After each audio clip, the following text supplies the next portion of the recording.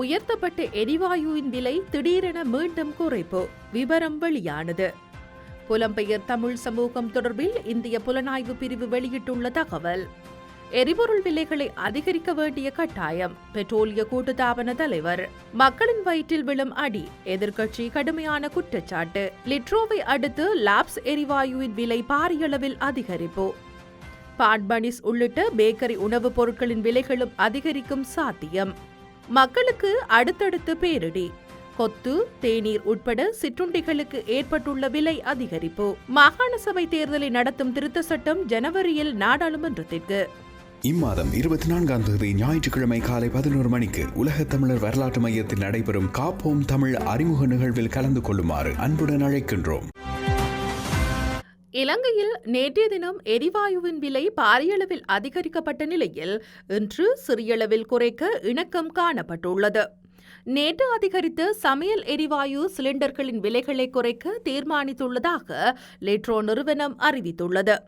அதன்படி 12.5 கிலோகிராம் சமையல் எரிவாயு சிலிண்டரின் விலை 75 ரூபாவால் குறைக்கப்பட்டுள்ளது. இதற்கமைய 12.5 கிலோகிராம் சமையல் எரிவாயு சிலிண்டரின் புதிய விலை 2675 மாற்றமடைந்துள்ளது. 5 கிலோகிராம் சிலிண்டரின் விலையை 30 ரூபாவாலும் 2.5 கிலோகிராம் சிலிண்டரின் விலையை 14 ரூபாவாலும் குறைக்க அந்த நிறுவனம் தீர்மானித்துள்ளது. அதன்படி 5 கிலோகிராம் சிலிண்டரின் புதிய விலை 1071 ரூபாவாக அதிகரிக்கப்பட்டுள்ள நிலையில் 2.5 கிலோகிராம் சிலிண்டரின் புதிய விலை 506 ரூபாவாக குறைக்கப்பட்டுள்ளது. இதேவேளை லாப்ஸ் எரிவாயு சிலிண்டரின் அதிகரித்த விலைகள் தொடர்பான அறிவிப்பு இன்று வெளியாகும் என எதிர்பார்க்கப்படுகின்றது. தமிழ் புலம்பெயர் சமூகம் சீனாவின் உதவியை நாடுவதற்கான முயற்சிகளில் ஈடுபட்டுள்ளதாக இந்திய புலனாய்வு பிரிவு தெரிவித்துள்ளது. இலங்கையில் சீனாவின் ஆதிக்கம் தொடர்பில் இந்திய புலனாய்வு பிரிவு தனது கரிசனையை வெளியிட்டுள்ளது. இலங்கையில் தமிழர்களின் நலன்களை இந்தியா உறுதிப்படுத்த தவறியதனால் இவ்வாறு சீனாவின் உதவியை புலம்பெயர் தமிழர்கள் நாடும் எத்தனிப்புகளை மேற்கொள்வதாக தெரிவித்துள்ளது. அண்மையில் லண்டனில் வைத்து இலங்கை புலம்பெயர் தமிழ் சமூகம் ஒன்று கூடி இந்த விவகாரம் குறித்து விரிவாக கலந்துரையாடல்களை நடாத்தியுள்ளதாக தெரிவிக்கப்படுகின்றது.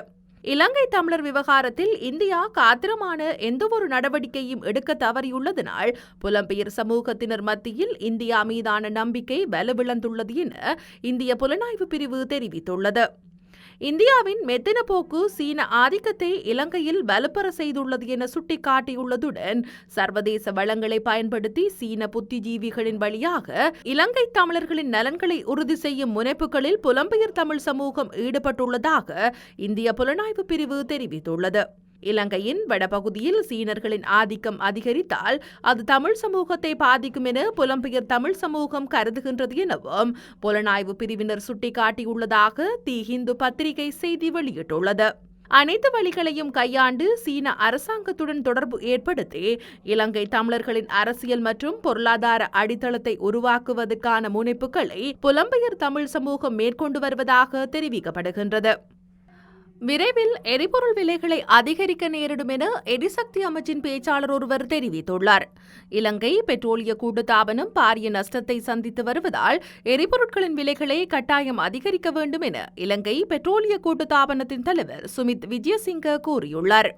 உலக சந்தையில் எரிபொருளின் விலை அதிகரித்துள்ளதாகவும் இந்த நஷ்டத்தை ஈடு செய்ய விலை அதிகரிக்க வேண்டும் எனவும் இதற்காக அமைச்சரின் அனுமதியை கோரியுள்ளதாகவும் விஜயசிங்க குறிப்பிட்டுள்ளார். 69 லட்சம் மக்களின் வாக்குகளுடன் ஆட்சிக்கு வந்த கோட்டாபய ராஜபக்ச தலைமையிலான அரசு இன்று அத்தியாவசிய பொருட்களின் விலையை பாரியளவில் அதிகரித்து மக்களின் வயிற்றில் அடிக்கின்றதாக பிரதான எதிர்க்கட்சியான ஐக்கிய மக்கள் சக்தி குற்றம் சாட்டியுள்ளது. பால்மா, சமையல் எரிவாயு, கோதுமை மா உட்பட அத்தியாவசிய பொருட்களின் விலை அதிகரிக்கப்பட்டுள்ளமைக்கு அக்கட்சி கடும் எதிர்ப்பை வெளியிட்டுள்ளது. தற்போதைய அரசு மனிதாபிமானமற்ற முறையில் செயற்படுகின்றது என்பதற்கு இதுவே சான்று என அக்கட்சியின் தேசிய அமைப்பாளரும் நாடாளுமன்ற உறுப்பினருமான திஸ்ஸ அத்தநாயக்க சுட்டிக்காட்டியுள்ளார். எதிர்க்கட்சித் தலைவர் அலுவலகத்தில் இன்று நடைபெற்ற ஊடகவியலாளர் சந்திப்பின் போதே அவர் இந்த விடயத்தை குறிப்பிட்டுள்ளார். எனவே மக்களுக்கு நிவாரணங்களை வழங்குவது தொடர்பில் அரசு முடிவொன்றை எடுக்க வேண்டும் எனவும் அவர் வலியுறுத்தியுள்ளார். லிட்ரோ சமையல் எரிவாயுவின் விலை நேற்று அதிகரித்த நிலையில் லாப் சமையல் எரிவாயுவின் விலையும் அதிகரிக்கப்பட்டுள்ளதாக தென்னிலங்கை ஊடகங்கள் தகவல் வெளியிட்டுள்ளன. அதற்கமைய 12.5 கிலோகிராம் லாப்ஸ் எரிவாயுவின் விலை 2840 ரூபாயாக அதிகரித்துள்ளதாக குறிப்பிடப்படுகின்றது. 5 கிலோகிராம் லாப்ஸ் எரிவாயுவின் விலை 1136 ரூபாய் வரை அதிகரித்துள்ளதாக தெரிவிக்கப்படுகின்றது. லிட்ரோ நிறுவனத்தின் 12.5 கிலோகிராம் எடையுடைய சமையல் எரிவாயு சிலிண்டரின் விலை 1257 ரூபாவினால் நேற்று உயர்த்தப்பட்டிருந்தது. இந்த நிலையில் இன்றைய தினம் லாப்ஸ் நிறுவனம் தனது எரிவாயுவுக்கான விலையை அறிவிக்கும் என எதிர்பார்க்கப்படுகின்றது. கோதுமை மாவின் விலை அதிகரிக்கப்பட்டுள்ளதால் வெதுப்பக உணவுகளின் விலைகளை அதிகரிப்பது தொடர்பான பேச்சுவார்த்தை இன்று மதியம் நடைபெற உள்ளதாக வெதுப்பக உரிமையாளர்கள் சங்கம் தெரிவித்துள்ளது. பெரும்பாலும் ஒரு ராத்தல் பானின் விலை 5 ரூபாவால் அதிகரிக்கப்படலாம் எனவும் ஏனைய வெதுப்பக உணவுகளின் விலைகளை நுகர்வோர் பாதிக்கப்படாத வகையில் அதிகரிக்க வெதுப்பக உரிமையாளர்களுக்கு சந்தர்ப்பம் வழங்கப்படும் எனவும் அந்த சங்கம் கூறியுள்ளது. கோதுமை மாவின் விலையை 10 ரூபாவால் அதிகரிக்க பிரதான கோதுமை மா இறக்குமதி நிறுவனமான பிரீமா உள்ளிட்ட இறக்குமதி நிறுவனங்கள் தீர்மானித்துள்ளன. இந்த நிலையில் அதிகரிப்புடன் 87 ரூபாவிற்கு விற்பனை செய்யப்பட்டு 1 கிலோகிராம் கோதுமை மாவின் விலை 97 ரூபாவாக அதிகரிக்கின்றதாகவும் தெரிய வருகிறது.